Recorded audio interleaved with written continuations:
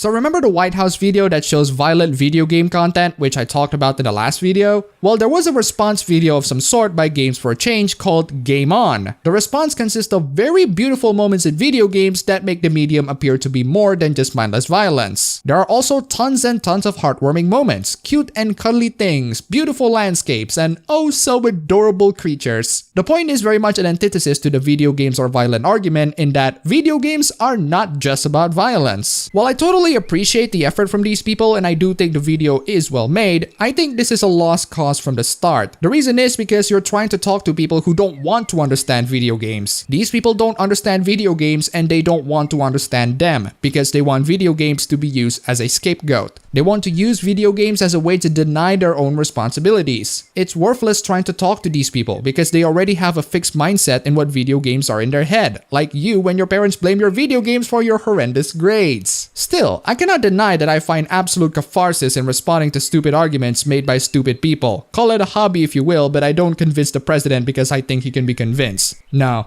I just find personal pleasure in correcting people's wrong. And the thing about correcting other people's wrong is that even if the person that you're correcting is not convinced, you can still convince others towards your position, especially those who are unaware of the issue, which is why I grow more and more powerful. I target impressionable people from many dark corners of the internet. Bow before me, you filthy plebs! So yes, a nice and optimistic video, but even as someone who is leaning more on the optimistic side, I think this is a bit of a hopeless cause. But the reason why I want to talk about this is an IGN article which also talks about this video. But before we actually talk about this video, the article, both, I want to give huge thanks to Eardun, Exothermic Reaction, Jerfbot, and Calvis for the pledges on Patreon. You guys are fantastic. For the most part, it's actually a pretty good article that talks about very valid reasons why the video doesn't work. Some of the points being raised are as follows. The examples on the video are cherry-picked, which is exactly what the White House video did as well. Some of the games being shown are actually mostly about violence, like Horizon Zero Dawn and Zelda. The video could have used games that don't have violence in them entirely, like Stardew Valley, Night in the Woods, Portal, etc. Another very good point that the article raised is that the video is under the implication that violence in video games is inherently bad, and that the gaming community should minimize them to retain public image. I think this should be a constant reminder to every single gamer out there.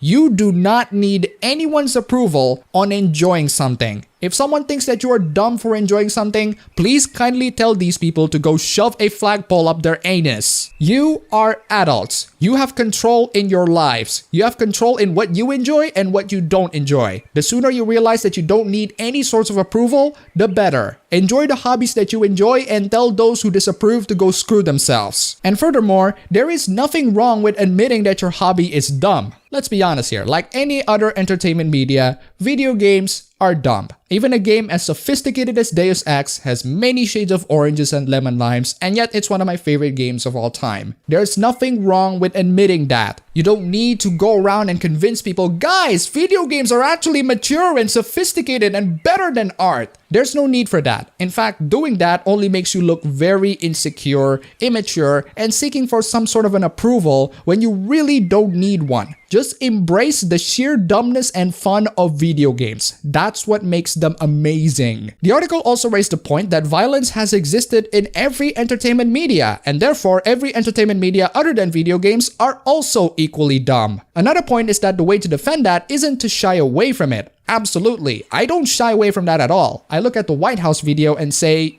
yes, video games are violent.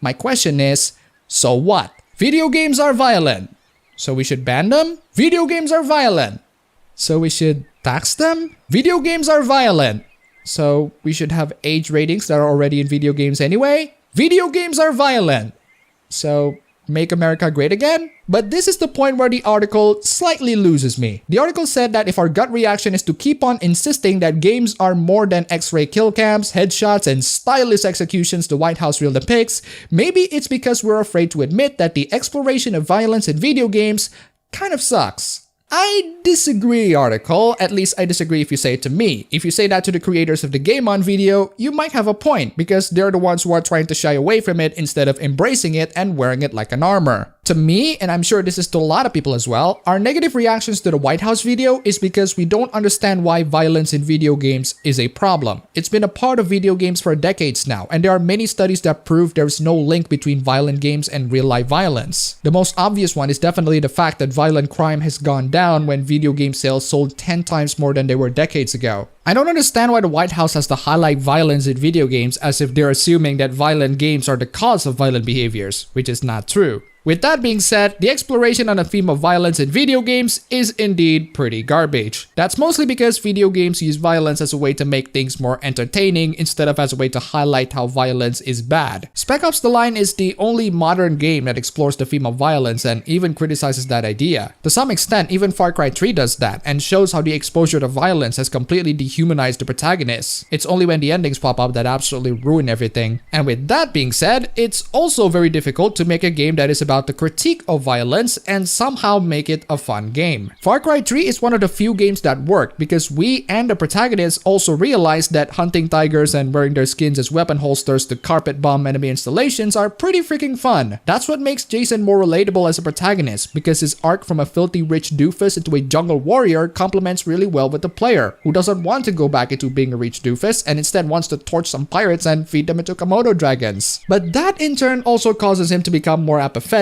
and detached with emotions and relationships in general. In other words, non-stop violence has turned him into a monster, and the scariest part is that he loves to be one. I can go on in why I love Far Cry 3 and Spec Ops, but the point is, the exploration of violence in most video games are never as good as those two games. But a more appropriate question that should be asked is, should it?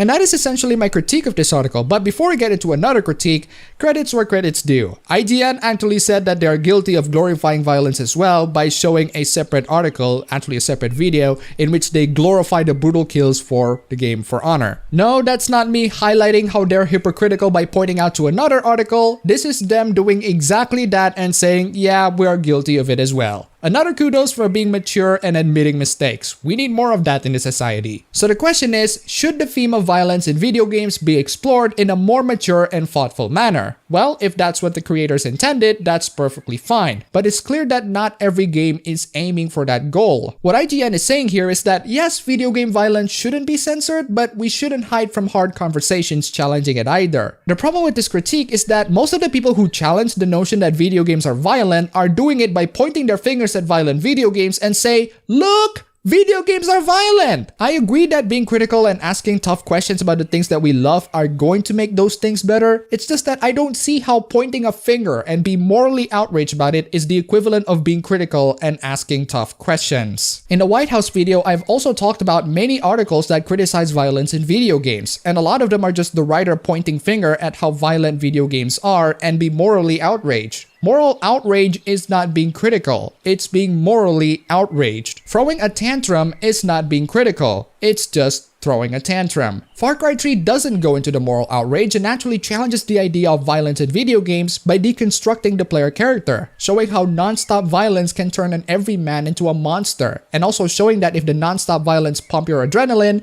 that same man can also show fondness into becoming the monster. This is how you do a commentary on violence. You highlight the flaws and the consequences for its continuous exposure, not pointing a finger at violent video games and go, OMG, look at how violent these video games are!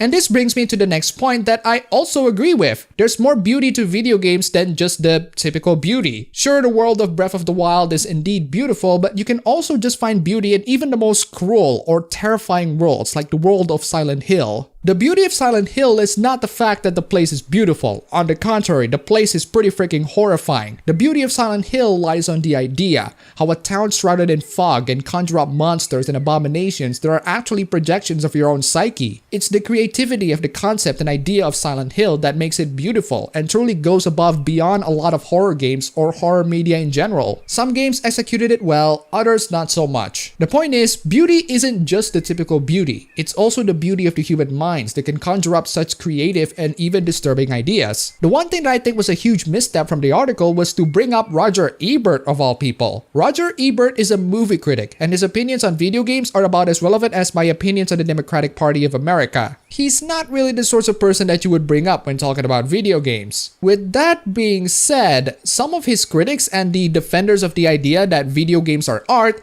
are pulling off some really bad arguments. The article being linked to is basically a story of how some people tried to convince Ebert that video games are art. The problem is the people who did it is really bad at it, and I mean really bad. Of all the games that you show, why Braid and Flower? While I enjoyed Braid, Ebert is actually correct to point out that the storytelling only consists of freaking text boxes worthy only of a fortune cookie paper. And Flower looks beautiful but has nothing much of substance. Why not talk about Silent Hill 2, or Portal, or Deus Ex, or even Metal Gear Solid? All of these games have actual substance in their story, atmosphere, world building, characters, etc. Even Grand Theft Auto has some substance in the story. And why reference this random cheaply made mindless third-person shooter game? Wouldn't that prove his point that video games are not art? Why do I get the feeling that you are shilling these games? The article is in 2010 and these games are about only a year old or less at the time. Why did you say that chess, football, baseball, and even mahjong cannot be art, but you said that video games can be? You do realize that sports are games, right? If sports are not art but video games are,